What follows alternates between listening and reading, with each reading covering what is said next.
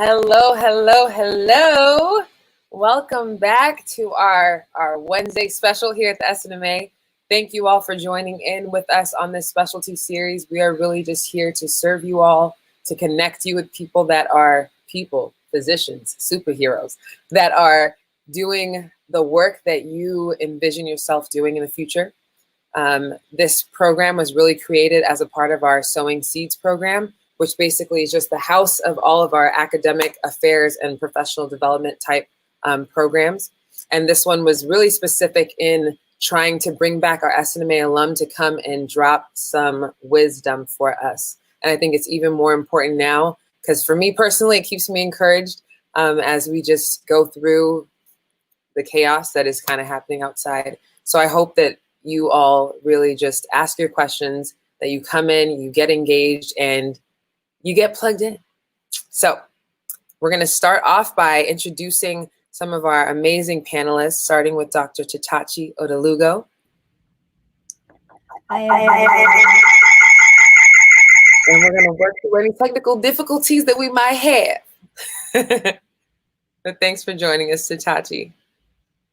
Next, we have Dr. Michael Knight. Say that one more time. Can you hear me? I can hear you, but it's echoing.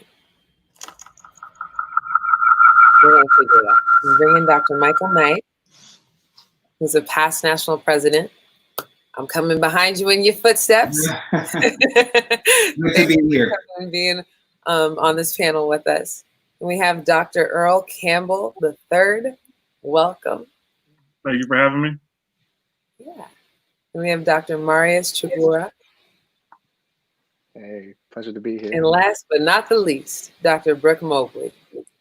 Good evening, everyone. Good evening. So once again, thank you to all of you for taking the time out to be with us today. I'm going to bring Tatachi back in and see if we can hear you well.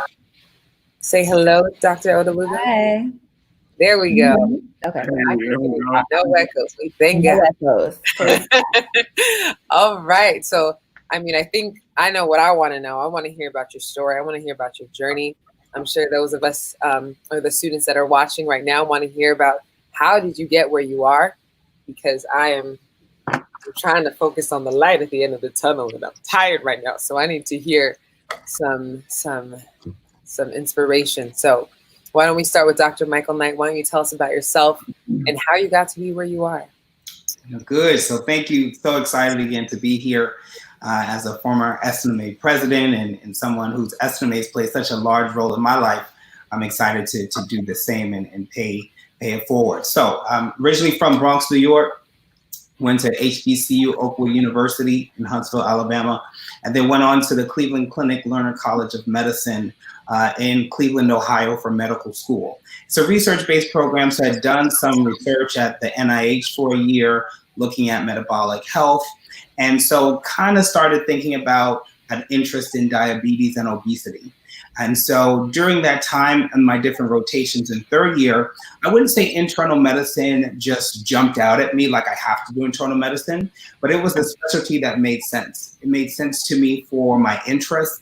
I was interested in health disparities. I was interested in obesity and diabetes that are very prevalent in the African American community.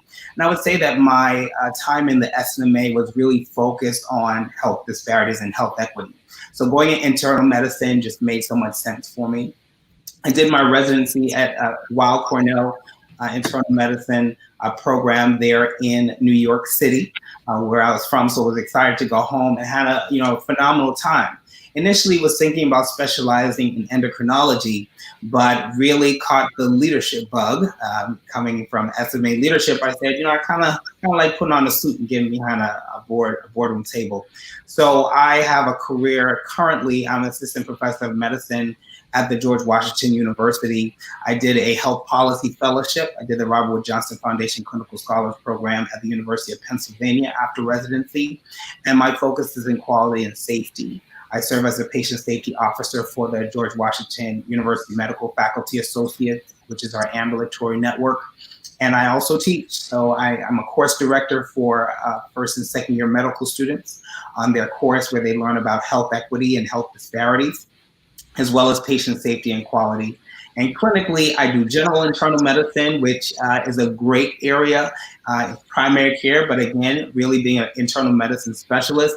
And I also am boarded in obesity medicine, which is medical weight management, which is a great new kind of quasi subspecialty within medicine and a couple of other specialties that I'm happy to talk more about. So I'm really excited. I do a lot in nonprofit leadership as well. And internal medicine is the kind of specialty that allows you that flexibility. Awesome. Thank you. Thank you. Thank you. I really like that last part too about the flexibility. I think that's kind of why I really sparked my interest too in internal medicine. Next, we're going to have Dr. Earl Campbell. Hello, how's everyone doing? Thank you for having me out on the show. So I went to, I guess I'll just start right now. I just recently finished my fellowship at Yale, and I'll start back from the beginning. So I went to Howard University for undergrad. I'm originally from Nashville, or I grew up mostly in Nashville, Tennessee. I went to undergrad at Howard University, majored in biology there, chemistry minor. I then went on to University of Maryland School of Medicine, where I got my MD. And then I stayed at the University of Maryland for my internal medicine residency. And then after my internal medicine residency, I was selected to be a chief resident. So I stayed there an additional year.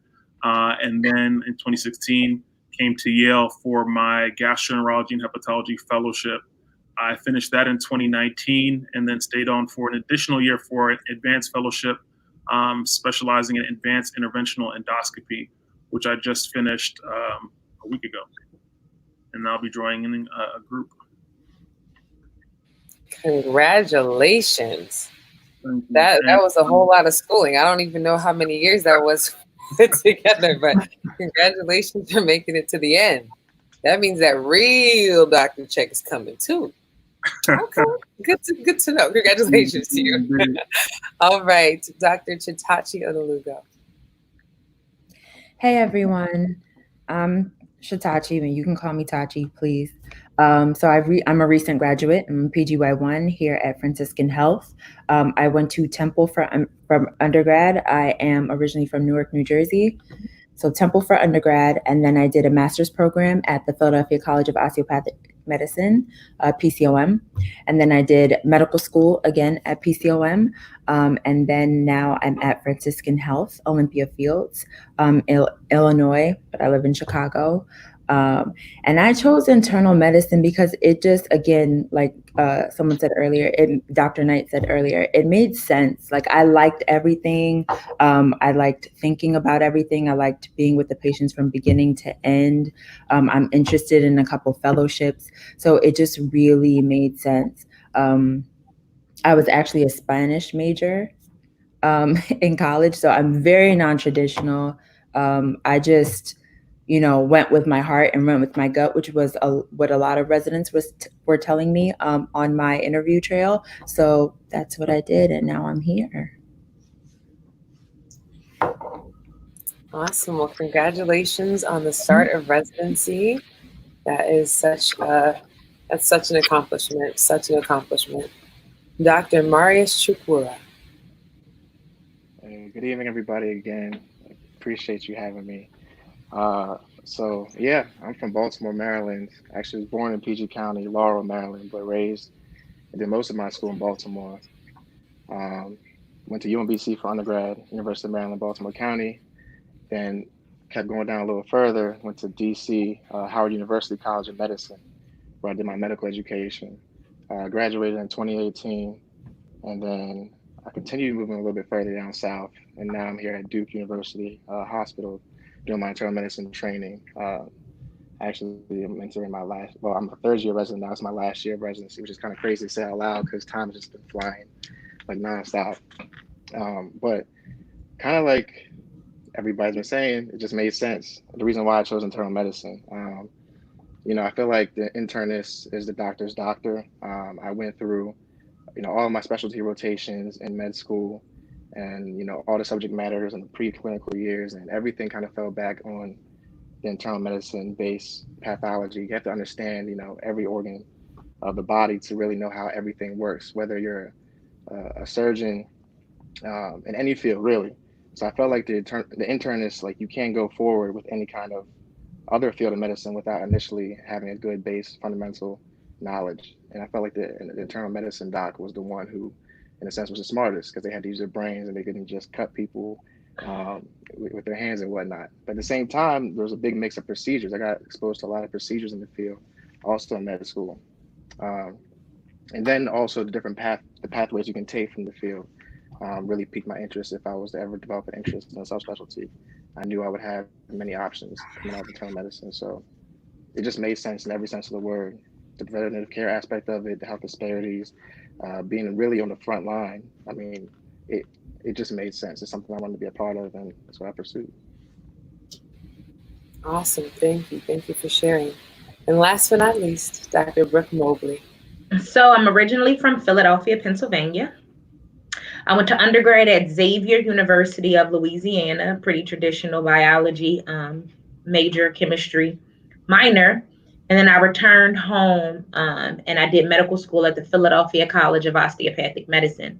I did a dual degree program in which I received my master's in business from St. Joseph's University. And I wanted to be a nephrologist. At the time, that's all I wanted to do. It was something that affected my family personally and something that affected the African-American community out of proportion to other people. And I've always been somebody engrossed into my culture, into my community. And so I wanted to be a nephrologist. And in order to be a nephrologist, you had to do internal medicine residency. So I did internal medicine residency at Christiana Care in Newark, Delaware. And then I did my nephrology fellowship at Christiana Care in Newark, Delaware as well. So straight from fellowship, I procured a job with DaVita Medical Group.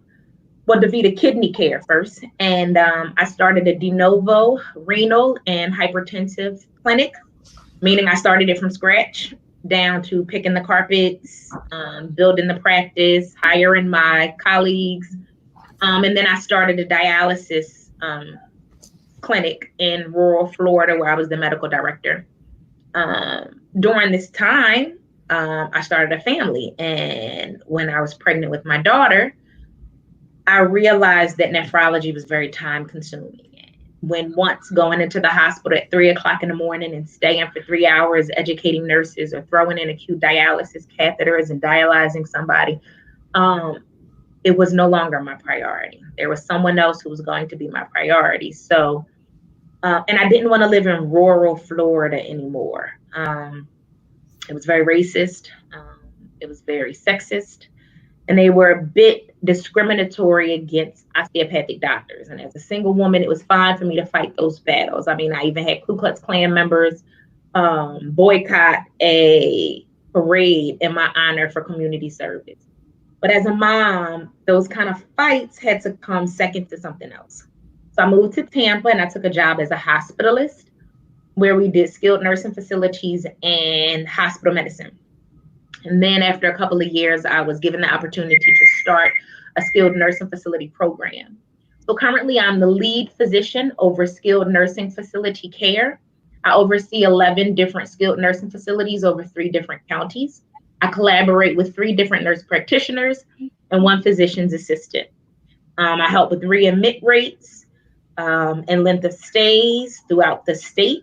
And I currently work for Optum Care of Florida, and I reside in Tampa with my 5-year-old daughter. Wow. Thank you for sharing your story. That is honestly to me one of resilience. And I think that's something that has really just stood out to me as all of you kind of shared your pathways. They were all different. They were all unique. And I think something that is important for our viewers to know is what did mentorship look like? How did that play a role in you getting to where you are? Because I know right now, like, when I'm gonna write all your names down to be my mentors. So if I email you, please. But please share. I want to hear more about your mentors. How did they help you into this field? How did you find a mentor? And we can start with Dr. Campbell. So how I found my mentor first was when I started my intern year at Maryland. What I did was I emailed the program director for the GI program and I asked if I could meet with him. And, I sat down with him and said, I'm interested in GI. Interestingly, at that time, I was actually up until the halfway point in my intern year, I was still deciding between GI and pulmonology. So I met with him, told him I'm interested in GI. I told him I'm still a little bit on the fence at this time.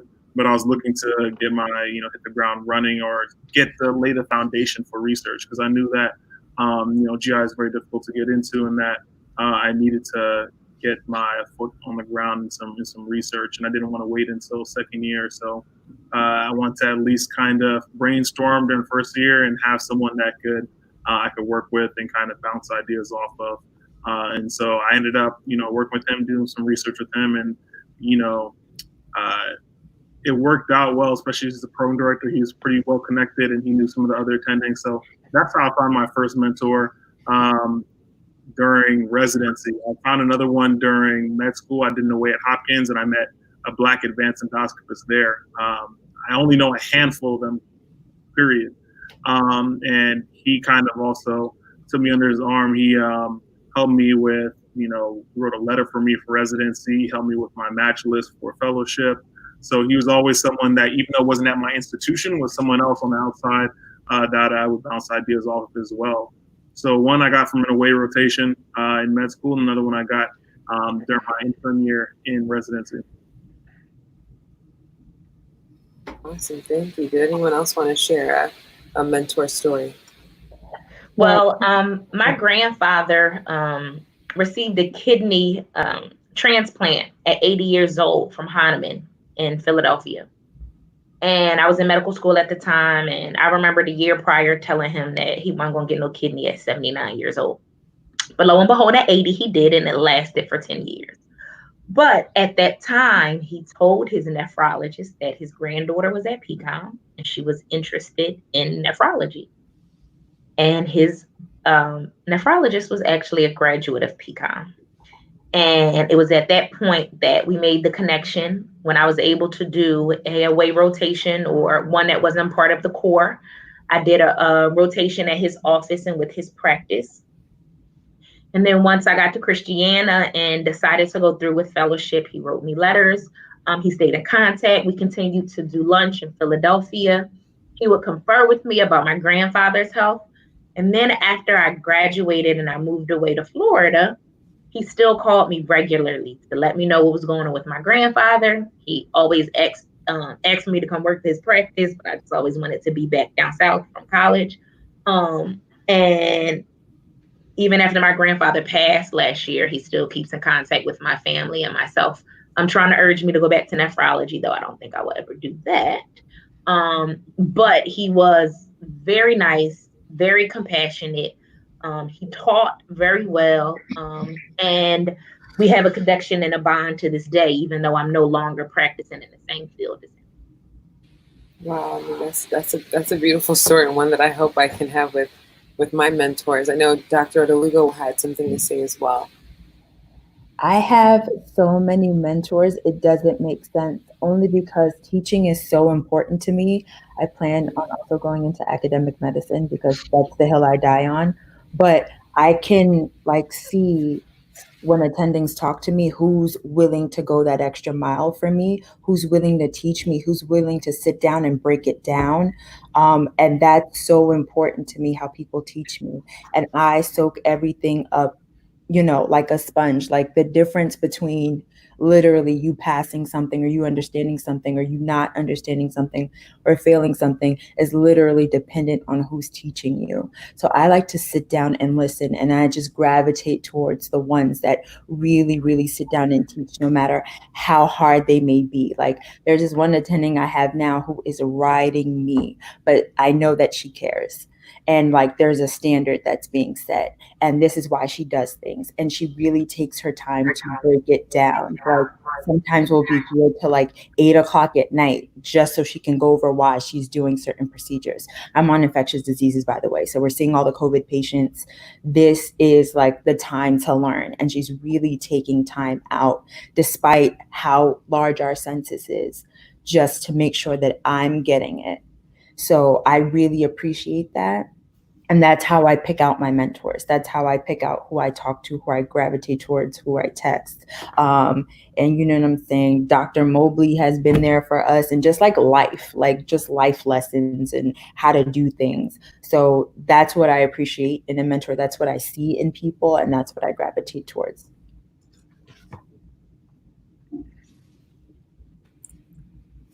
Awesome. We do have one question.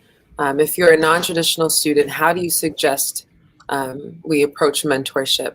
And I know I was a non-traditional student, and mentorship was something that I didn't have for a very long time.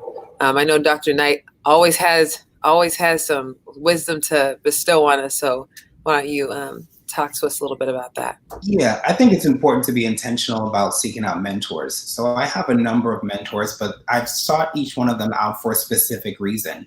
So when I became interested in patient safety and quality, I was thinking about, do I need to do a fellowship? Do I need to get another degree? And so I looked at my hospital leadership and I saw who was the vice president of quality.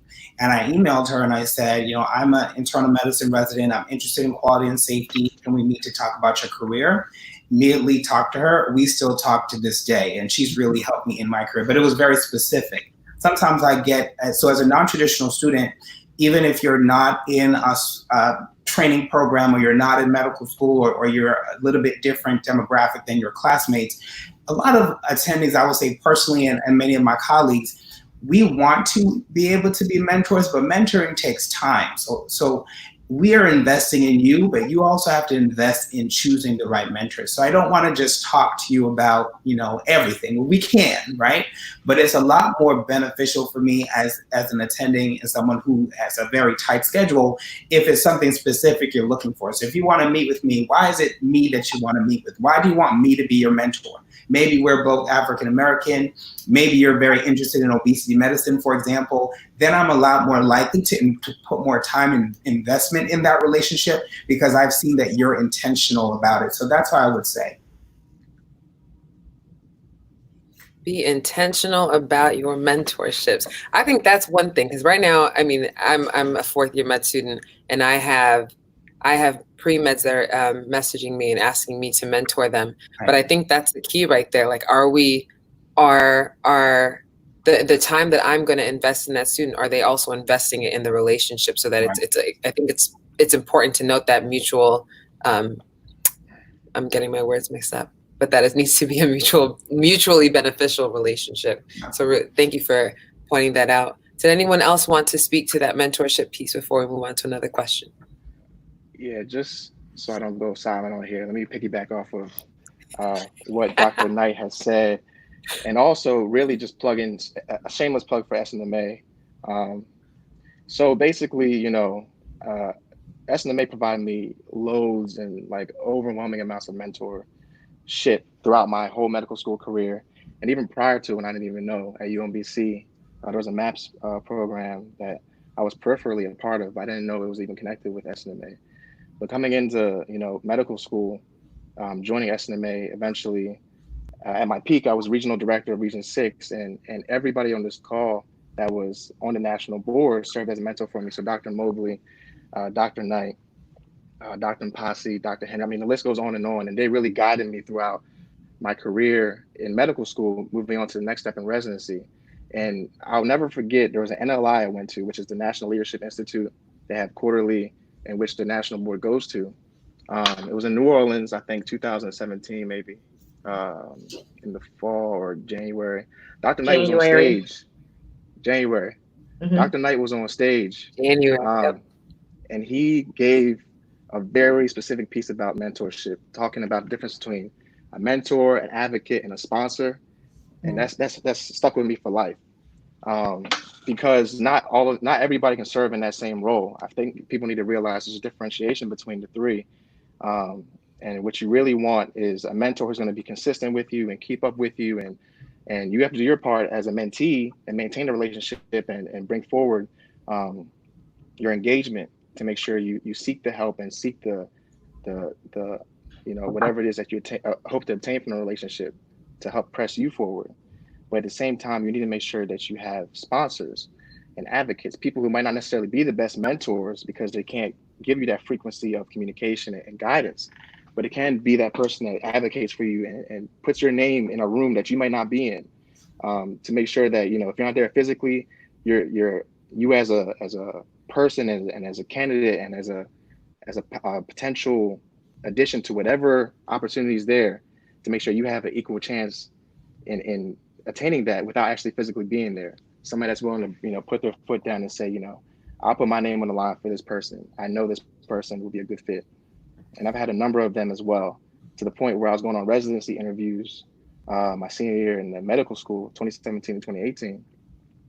And a lot of leadership, actually, a leadership of residency programs knew of me because of people who were advocating and serving as sponsors for me. Not saying I ever, sought mentorship in those people, but they definitely, I'm not saying they wouldn't have been good mentors, but they were excellent sponsors and excellent advocates. So I think just having people to play those different roles is crucial, critical, and it can really push you and project you farther than you ever thought you'd go. I went to Cornell for an interview. Dr. Knight, somebody knew Dr. Knight, and they saw, his name on my resume, or SNMA on my resume, and they asked about, my relationship with Dr. Knight. Next thing you know, they're calling me after the interview, saying that I'd be a good fit. Not saying that I might not have been, but I think that, it gives you that extra cushion. It really gives you that extra push. Wow. You're giving me so much hope for the future, and for many reasons. One, I came to that January NLI. That was my first one of SNMA anything out in New Orleans. And I heard that speech before I got to know Dr. Michael Knight. So y'all get plugged into the SNMA. And I'm not just saying that because I'm the national president or anything. Right. I'm saying it because it's important, and you can get the mentors that you're looking for and the resources. So if you are not a national paid member, I'm going to plug that right now. Become one. But we have more questions specifically for our intern on the call. How do you find time to study during intern year? And how do you find time for anything? I mean, I know it just started, but maybe you could shed some light on that. I committed myself to doing at least 30 minutes of reading whatever I need to read, even if it's the case that I've been going over, like during this week, or something that my attending specifically stressed. At least reading up on that, like at least for 30 minutes. Now, our census is like maybe 65. So I haven't been getting a chance to really do some in-depth studying, but like as soon as I at least like read something for at least 30 minutes, but genuinely, I think like, I feel like how I was going to do it was like during the, I guess, floors months or ICU months, it would be, that 30 minutes. And then on electives, that's when I would really hone in on things, because there's, more leeway, you get more time, things of that nature. So that's how I'm starting to do things. I'm probably going to change things up again. You never know what you're going to get, but that's how I've been getting by. Yeah, I'm near a hospital, so if you hear the sirens around me, that's what that is. But I think something that you said is that you had to be intentional about your time. I think that's kind of like a theme that we're hearing, is intentionality about your movements, period. So I think hopefully, Sade, that you got that from that bit there, is make sure that you are planning out like what you're going to do with your time. And that's how you can be successful. Did anyone else want to just give us some feedback before we move on to that next question? Any other feedback on like how we can be successful as residents in general? Yeah. So quickly, let me say this. So as an attending, there's certain things I look for in residents. It's one thing if you study and you know everything, you're book smart, but then you may not know your patients. Mm-hmm. When we think about studying, you're not just studying concepts, you also need to learn how the hospital works and how to be the doctor that your patient needs. As the intern, if I'm coming into the team, the intern should know the patient back to front. Right. So as attending, I'm like, so, where are we discharging this patient? Oh, she's going to go home. Well, where does she live? Does she have her own home? Is she living with family? Is she homeless? If you don't know that, you may know, give me the whole 25 list differential, but you don't know if she's homeless or not, then that's an X in my book. So internal medicine, we're the doctors. Mm-hmm. We know our patients top to bottom. So it's not just the medical conditions, which we do. And I like what my colleague said about your elective time, your outpatient time, to do a lot more of the in-depth studying. When you're on the wards, it's really thinking about, how do I get this done? This patient needs this CAT scan. This patient, we don't know what's going on. Let me pull an article and think about the differential. What are we missing? Who do we need to get involved? So thinking about really peeling back the layers is what we do in internal medicine. Yes. Okay. Yeah. I hope you guys are taking notes. Oh, yes. Go ahead, Dr. Campbell. Oh yeah, I agree with what Dr. Knight said, 100%. I mean, this day and age, especially, is we have so much access to knowledge, information at our fingertips with technology. So it's not so much about how much you're always keeping in your mind. It's better to say it's not how much you know, but knowing how to get the information that you need. That's really important. And I agree 100%. It's about knowing your patient and just being able to get things done that you need to get done, to care for your patient, to get them home safely. You can have all the book knowledge in the world, like Dr. Knight said, but if you don't know your patient, you don't know how to provide them what they need, that's a big negative in my book as well. So it's about just being a hard worker, really doing whatever it takes to get stuff done for your patient. Because really, you see in the hospital, you're going to be able to find the information to care for your patient, the knowledge, but it's about what things you need to do to get them set up to rehab, get them their home IV. It's just a matter of being able to be practical and being able to get the things that your patient needs. 100%. I agree with that.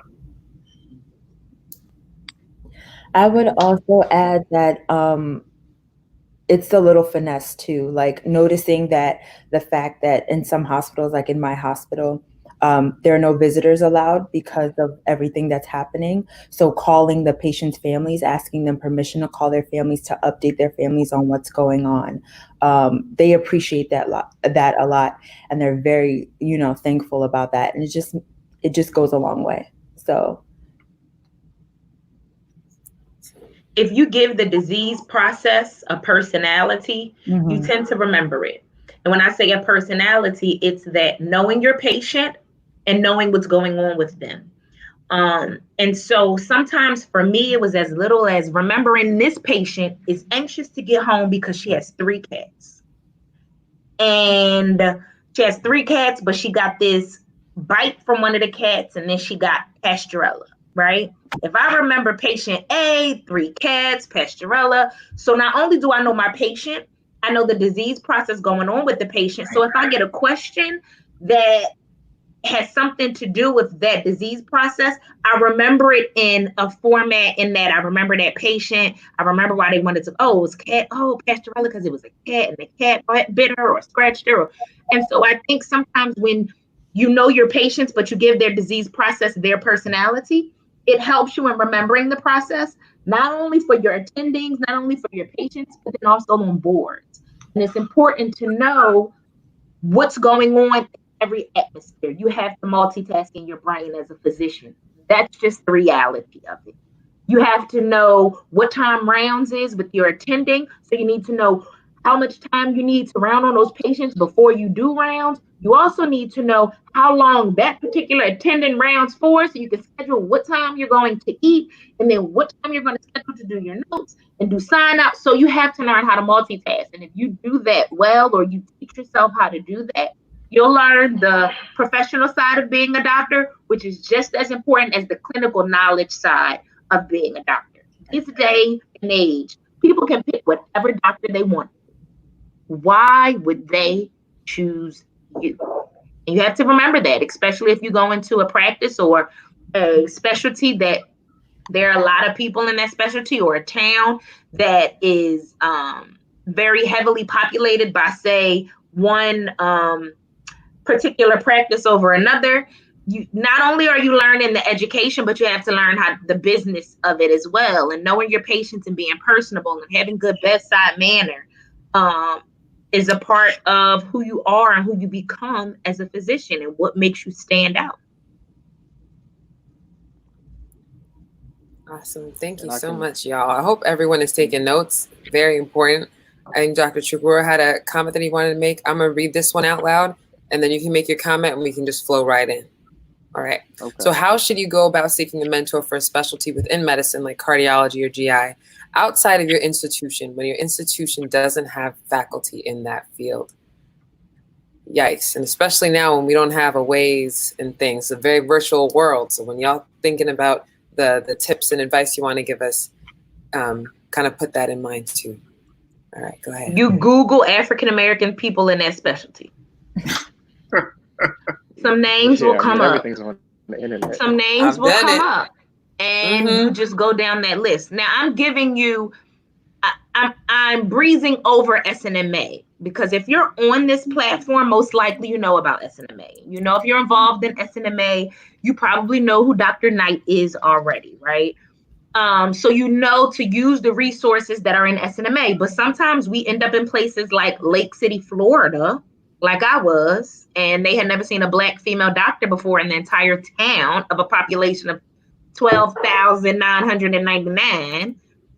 I Googled and I had to go all the way to Gainesville to find a colleague or somebody who could relate to me, a doctor who looked like me. We were different specialties, but I'm like, I'm sure if I haven't seen no other Black doctors, if I just hit her up on Facebook, she might be like, man, I haven't seen a Black doctor either. And we can become friends. I wasn't necessarily looking for a mentor, but I was just looking for somebody outside of Lake City that I could go shopping with. Google it. Sometimes as a mentee, you have to do the research and the work. Because if it's a good mentor, they booked and busy.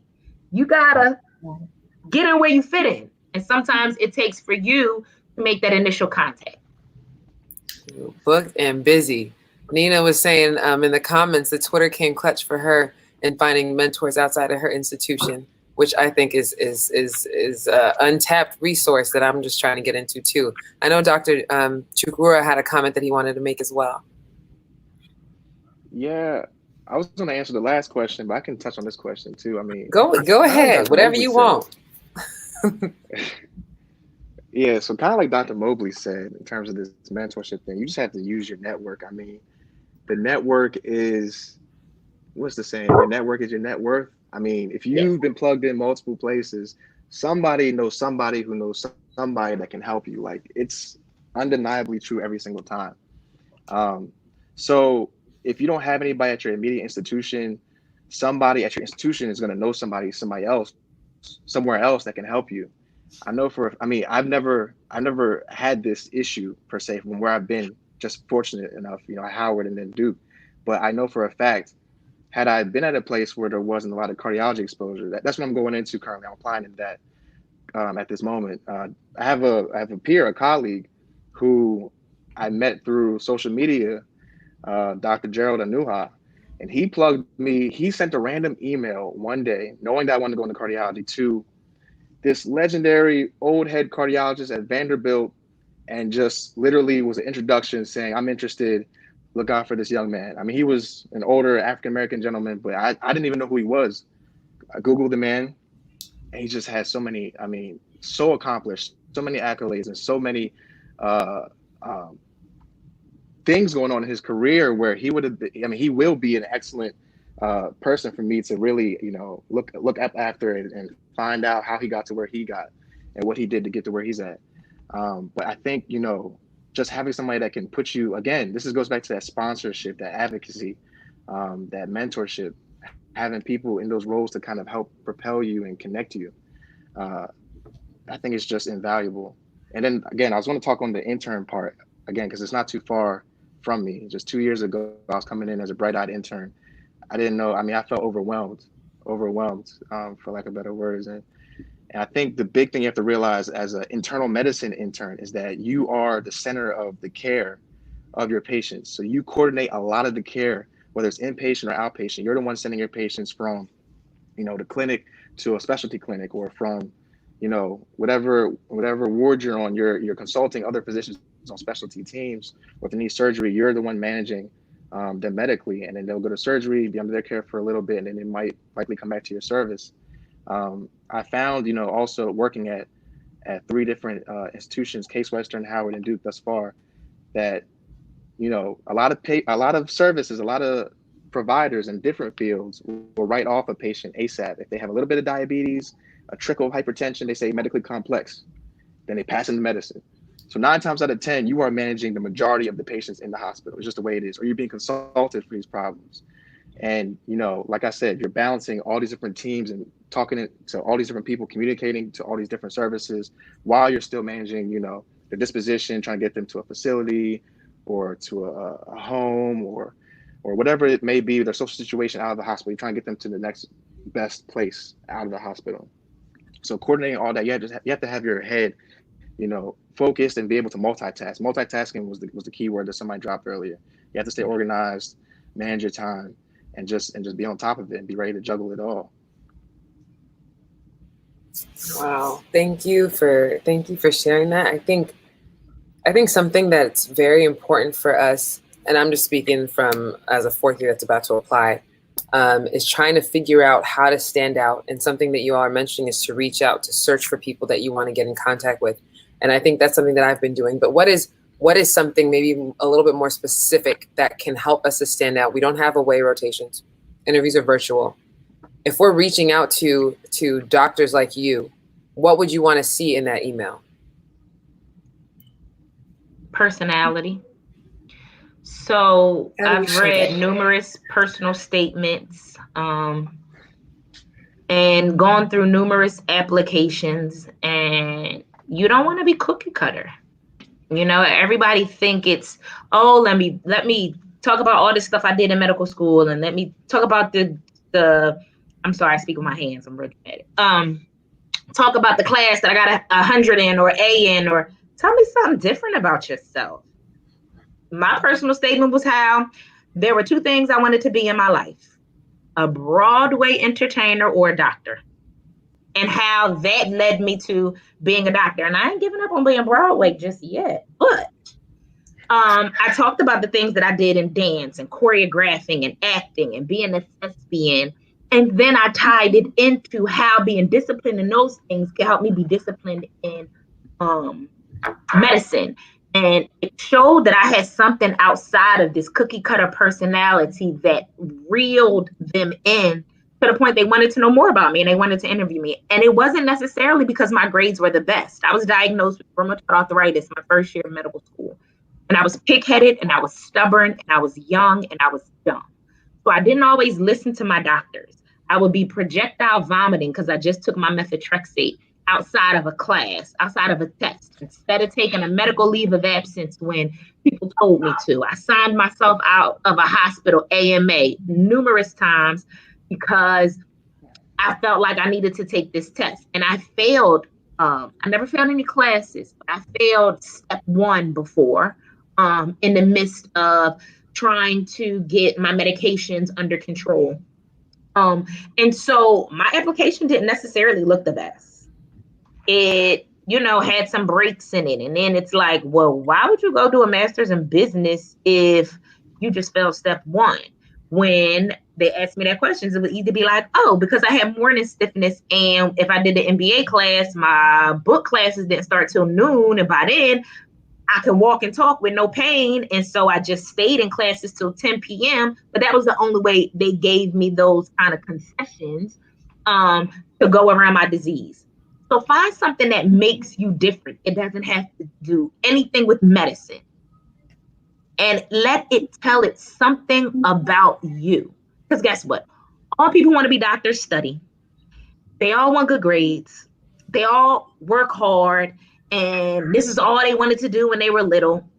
Find something that makes you different, that makes you unique, something that makes you who you are, that when somebody reads something that I write, they can be like, oh, that's Brooke. That can't be nobody else but Brooke. I read that HMP, and that's Brooke, because she was talking about what the woman's cat name was and that she just lost her brother 2 months before. Yep, that's Brooke, because she asked those kind of details. Find something that sets you apart and make sure that you highlight that. Mm-hmm. I have a quick comment, Dr. Obo. One of the things I think is so important, like Dr. Mobley was saying, think about what's your narrative. So think about a television show. You are doing character development. You have an interview with someone at a residency interview. You have 20 minutes, maybe 30 minutes. You need to tell me and really show me who you are so that you're memorable. Because I'm interviewing 20, 30 different students over the course of the interview process. Why would I remember you? Okay, you had great scores. Everybody that's coming has great scores. Remember, the programs are weeding people out based on step 1 scores, based on did you get AOA, what your GPA is if you get grades, did you get honors in medicine. So that to me is not enough. Like, tell me your story. So, Dr. Mobley just talked, she's been describing her narrative throughout this whole thing. I hope you picked up on it, right? So she talked about family that had renal issues, and then she saw her grandfather going through something. I'm going to remember that. Give me the narrative. What are you passionate about? Maybe you're passionate about health equity. Maybe you're passionate about HIV/AIDS. Maybe you're passionate about diabetes. And you may not be 100%, but if you had to write a character, if you had to write yourself into a show, what would that character development look like? And then stick to the script. You don't want to look like you are, made up, but really present yourself as this person that this narrative goes through. If it's research you're interested in, tell me why you did research. I know that you did it because you wanted to look good at the residency, right? But think about that narrative. Maybe you had, a cousin who had diabetes, so you started doing diabetes research and you found this so well. Another thing is consistency. So you told me that you volunteered at the free clinic for 2 days.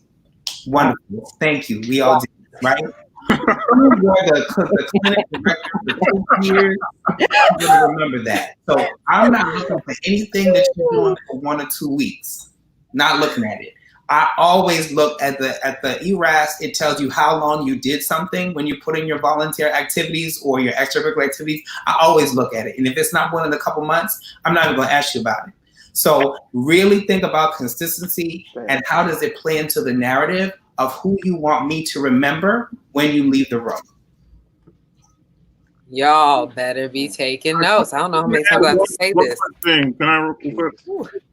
Yes. So, I agree with both of the doctors here, and you definitely want to make sure that you set yourself apart. One thing, though, is some people sometimes you want to use your personal story that ties into why you wanted to do medicine in this scenario. But don't be too out there. Some people try and they try so hard just to make their story unique, but it's not necessarily personal, and they just come across weird. I'm gonna be honest with you. So you want to also come across as if you are like an actual normal person that can take care of patients in the hospital. So don't try so hard that you push yourself outside of who you are just so that you can make your story stand out. Keep it real, and don't be weird. Keep it real and don't be weird. We got any more additions? We're getting a lot of tips here. I wouldn't say don't be weird. I would say be genuine. I had some residents who were weird. It made them different, but they were genuine. I would say be genuine, because you can genuinely be weird. That maybe will make you stick out, but be genuine. You know when somebody's faking. Just don't fake it. Right. I would say quickly, another thing that I think is so important is think about your letter writers. This is something I always see. You have painted this whole narrative in your personal statement. You're involved in this, you're passionate in this, and then your letter writer was just like, yeah, they did good on medicine rotation, have no idea anything about you. Yeah. You should have had a meeting with anybody you're asking for a letter. And that's it, unless, and then now with the virtual, if you want to do a Zoom, you want to do a phone call, you need to talk to your letter writer. So if you did, your acting internship or your medicine rotation, you really like Dr. Johnson, can you write me a letter? No. Dr. Johnson, can you write me a letter? If so, can we set up a time to talk? Tell them what your narrative is. Tell them why you're interested in the specialty. Don't assume that they know just because you're a good student why you want to do this. And then when I see that letter that aligns with the narrative that you place, I really believe that, and it's a lot more genuine. Also, make sure that your letter writers are comfortable writing you a strong letter of recommendation. And this goes for all specialties. If I'm asking someone for a letter, Dr. Johnson, I enjoyed working with you on medicine. Would you be willing to write me a strong letter of recommendation? That gives them the out, because maybe they're like, I don't feel like we worked together enough for me to give you a strong letter. You don't want a lukewarm letter. Letters of recommendations are always, 10 times as good. Everybody says this is the best student, right? So I'm looking for some real stuff like, this is a patient I would want to take care of my mother. Like, if the letter is not hitting me like that, you're not going to get that highest number. And we grade these things. Most programs have a scoring system, and you get a certain score for different parts of your application. If you want to get the highest score for your letters, which does play a heavy weight, particularly because we're not going to be interviewing people in person, I'm really going to look at those letters. You need strong letters. And people have gotten burnt with letters that are 1 paragraph long, and they don't even tell you. They're like, sure, yeah. Make sure that your dean of student affairs, someone in that office that can read your letter. They can't tell you what's in it, but sometimes they can give you kind of hints about if it's a strong letter, because you really want to, don't get burnt with bad letters. And you would think it doesn't happen, but sometimes, and I don't know why, some individuals do not write strong letters, and the students have no idea that that's what's bringing down their application. Wow, thank you all for those pieces of advice. I'm taking notes. I keep saying it. I hope y'all are taking notes. It's going to be recorded, so you can revisit this back on the SNMA Facebook, though. I know that is that virtual interviews is definitely something that a lot of us are concerned about, and trying to make sure that we're standing out. I know that someone made that Twitter comment about finding mentors, but what is something that we should be aware of in regards to social media? I know right now especially a lot of students of color are taking to social media to really talk about the things that are going on in the world right now. But there's like 2 sides to that coin, right? Being afraid that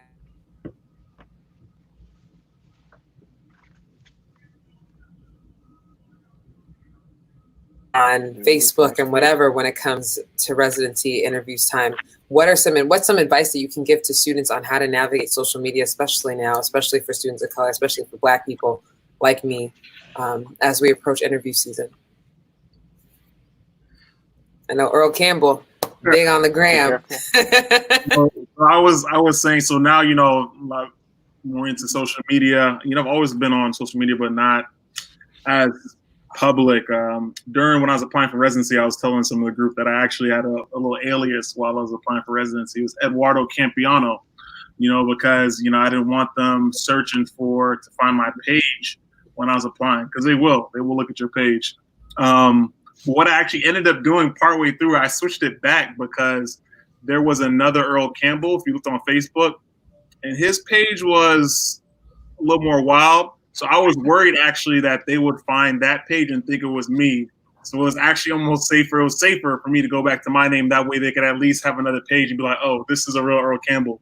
So I did switch it. I had the alias, but then I switched it back. I know a lot of people actually switch to alias, or if you keep your regular name, just remove the pictures where you're just out wilding, getting drunk, wasted. You don't want those pictures out there on your public page. A lot of people tend to still keep those things up and are not cognizant that even with Facebook, for example, every now and then they change the security settings. So what happens is you may have something that was previously private, and then you'll realize that, oh, now people can see that. So one thing too is always when you're applying for something, residency, a job, fellowship, make sure that you Google yourself beforehand to see what photos are out there, and you can see what sources, when someone types in your name, what they pop up on, whether it's on Twitter, Instagram.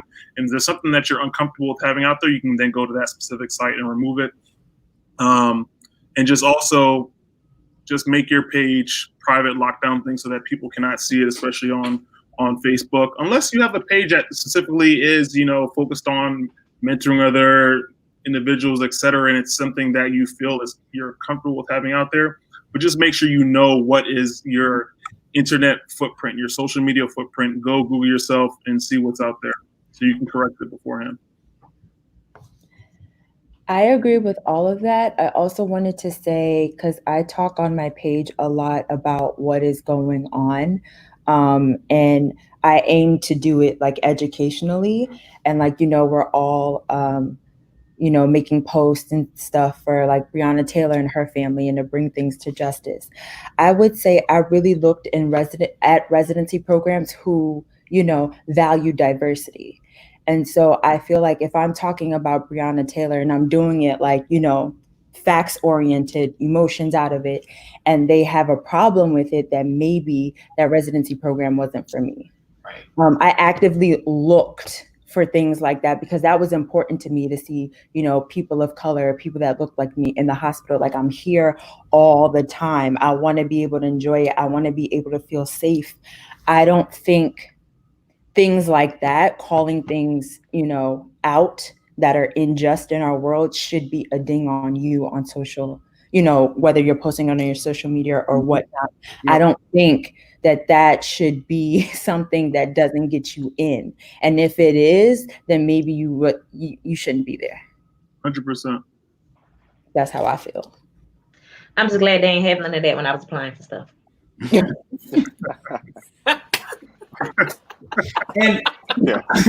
And this is not just for residency. This is professionally, period. So I'm involved in a number of organizations, and you know, I have a professional Twitter page. My Twitter is professional. You're not going to see me, you know, vacationing on the beach. Some people do that. For me, I particularly created a Twitter page for my professional persona. I also have a LinkedIn. LinkedIn is a great place. So, you know, if you're applying and you have a LinkedIn, you have a Twitter that's a professional, then have that. If you're like, no, I'm not on social media, you know, I know you're lying. Right? So think about what persona you want to have. And if you're really active, just have a professional page. And then, like on Instagram, I have a professional page. If you have a private Instagram, you can make that private. In internal medicine, most programs are not that intrusive, right? They're not like, add me on Facebook right now in this interview. There may be specialties like that, but internal medicine usually isn't like that. So if you're having interviews where people are pressing you to add you on Facebook and things like that, and that may be a sign that that program is a little bit malignant. So really think about that, but just be smart about it. And this is not just residency. This is as an attendant. This is as just getting a job, period. You don't want to have compromising photos. Medicine is still pretty conservative. So while other people can, you know, throw down at the club and go to work on Monday, that's really not going to fly in medicine. So if you do that, just make sure you're taking a video of you and posting it on social media. So when it comes to social media, let's just take applying for things totally out of it.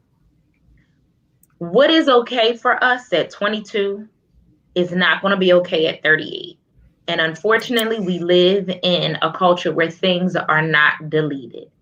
And so I would say that if you question about something that you posted, you probably shouldn't post it, because it's going to follow you when you apply for residency. It's going to follow you when you apply for a job. It may follow you when you get your new boo and they family look you up.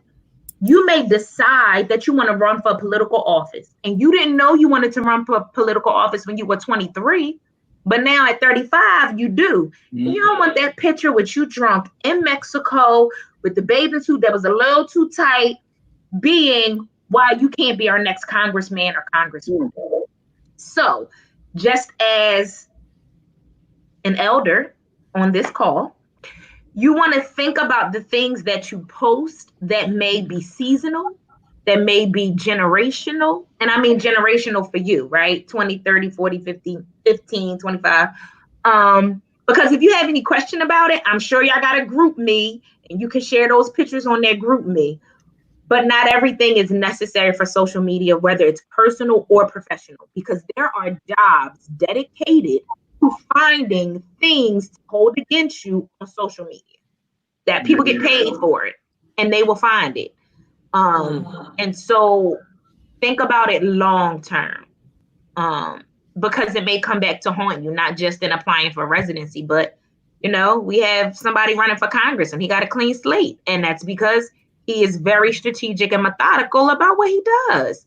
And you have to be that way in life, period, not just about medicine. Social media is a double-edged sword. It can be very beneficial, but it can also turn around and burn you. Yeah, words of wisdom to end on. I just want to thank all of you for taking the time out of your busy days to just come in and speak to us and to share words of wisdom, actionable tips for us to use moving forward. I don't take it lightly when people give their time to serve the SNMA, and you all have done that, and I really want to just thank you and appreciate you. So, y'all. One more thing before you go, can't miss an opportunity. National Medical Association is a great resource. It's the largest organization of African American physicians, and internal medicine is actually the largest section. So almost every elder, successful African American physician in internal medicine has either been to an NMA convention or knows someone in the NMA. So look up the National Medical Association. We have, our section has all of the subspecialties of internal medicine are there, and it's a great resource. We bring students out to our convention. This year we don't have a convention, it's virtual, but next year it's every summer, usually in early August or late July, and you will never walk into a room with more Black internists ever. So look up the National Medical Association. Y'all better Google it right after you get off this live, because he has never lied. I went to the one last year in Hawaii, and I have not been more stunned in my life. So again, thank you all for coming by.